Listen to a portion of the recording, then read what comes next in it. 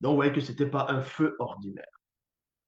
Passons par ici, lors de la désintégration, dont on ne devait même pas retrouver ni les ongles, ni les dents, ni les os, ni souvenir de ces personnes-là qui commettaient ces actes abominables. C'est ça qu'on dit ici, lors de la désintégration des possédés, après que les bandits Modima, Modima, Bobi, les satis, les démons en forme de bouc, furent sortis des possédés, le verbe de l'Oba ne permit point qu'ils ressentent longuement la douleur de la chair calcinée.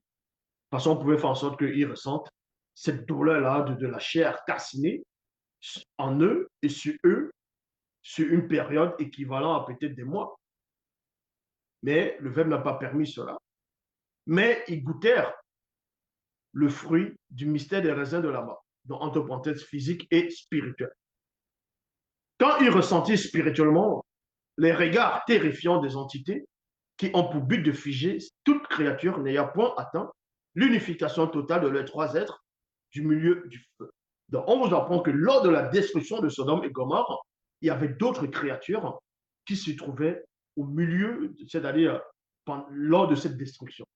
Ce n'étaient pas des créatures physiques, bien entendu, c'était des créatures spirituelles, c'était sortes d'entités qui sont là pour figer toute personne qui auront regardé qui, on va dire, qui vont figer toute personne qui n'ont point atteint encore l'unification de les trois êtres. Si tu les regardes, c'est pire que la méduse. C'est pire que la méduse, de ce qu'on va appeler la méduse. Donc, le fait de ressentir les présences même, tu n'as pas besoin d'ouvrir les yeux pour les voir. Le, le simple fait de ressentir la présence, cette présence-là déjà te fiche si tu n'as pas atteint l'unification des trois êtres ici. Donc, ces entités vont apparaître. Et quand tu regardes ces entités, elles vont, tu vas ressentir la désintégration. C'est-à-dire que tu es figé, tu as même du mal à courir. Même les présences, tu ne peux pas courir. Donc, tu vas te désintégrer. Tu te désintègres. Donc, pendant cette destruction, pendant la désintégration, dans la phase 3 toujours, ma femme, mais ma femme à moi moitié, regarda, entre parenthèses, à cause d'une porte d'entrée due à son amour pour les réjouissances des choses divisibles. Vous devez comprendre que Weya et ses pères dans Sodome et Gomorre, Sodome, c'était comme un Éden.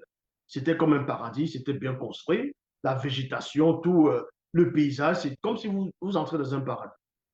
Donc, la femme de Mboti, vu qu'on l'avait, ils avaient reçu l'interdiction de ne point regarder en arrière. Pourquoi ne point regarder en arrière? Parce que dans les Bibles classiques, on ne vous dit pas pourquoi il ne faut pas regarder en arrière. On ne vous dit même pas pourquoi il ne faut pas regarder en arrière. Ils vont vous donner d'autres significations, d'autres explications.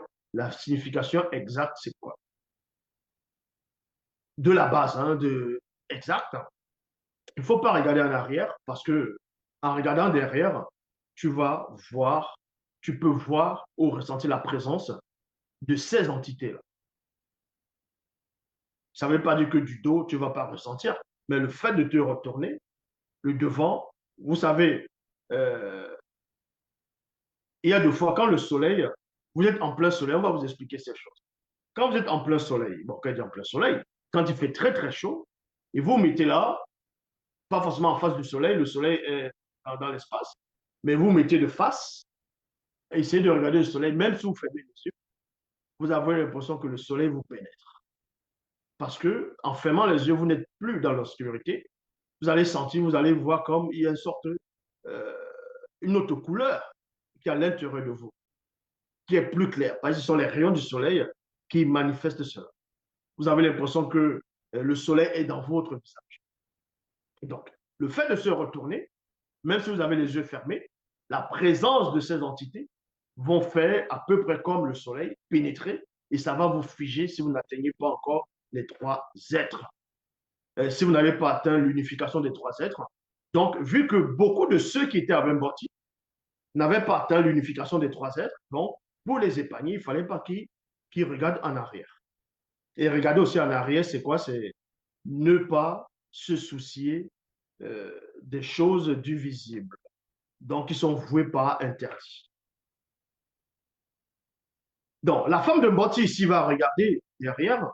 On vous explique pourquoi. Derrière elle, aussitôt, son regard croisa spirituellement le regard de l'une des entités qui ont pour but de figer toute créature n'ayant point atteint l'unification totale de les trois êtres du milieu du feu. Dans son regard spirituel, parce que tu ne peux pas voir ces entités avec les yeux de la chair. Donc, quand elle a vu, son regard a croisé l'une des entités qui ont pour but, comme je dis, de figer toute personne qui n'ont pas encore atteint l'unification de les trois êtres. En cela, on va aller dans la phase 4. Statut de sel et sa signification spirituelle. Dans la signification spirituelle du sel et pourquoi elle est devenue statue de sel, la femme de Mboti. Quand elle croisa spirituellement le regard de l'entité qui fige, elle fut saisie d'une très grande frayeur.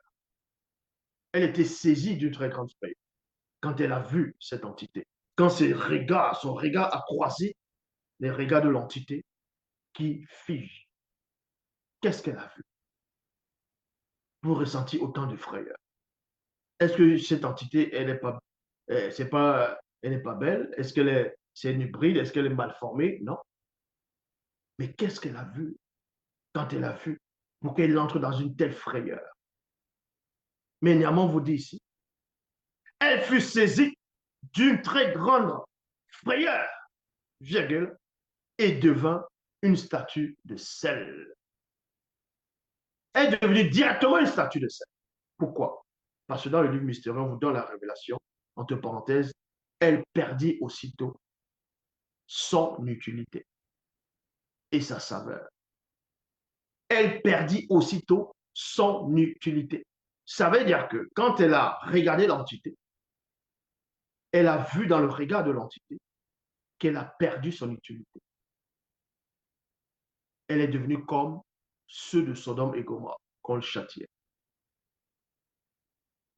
Et quand elle a compris cela, en une fraction de seconde, elle est entrée dans une très grande frayeur. Parce que non seulement elle perd son utilité, et elle perd sa saveur. Elle perd son utilité parmi le nombre connu.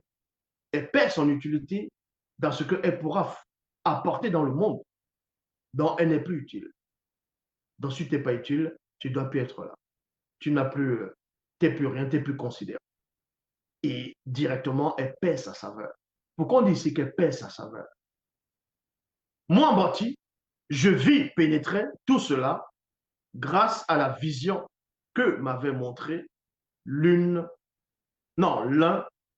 des deux puissants veilleurs. L'un était connu sous le nom de Oboso, donc Osombe plutôt détaché, délivré, et l'autre connu sous le nom de Wunja, donc délié, dénoué. Parce qu'il y a des personnes qui disent, mais comment Lot a su que sa femme était transformée en statue de sel? Comment il a fait pour savoir ça?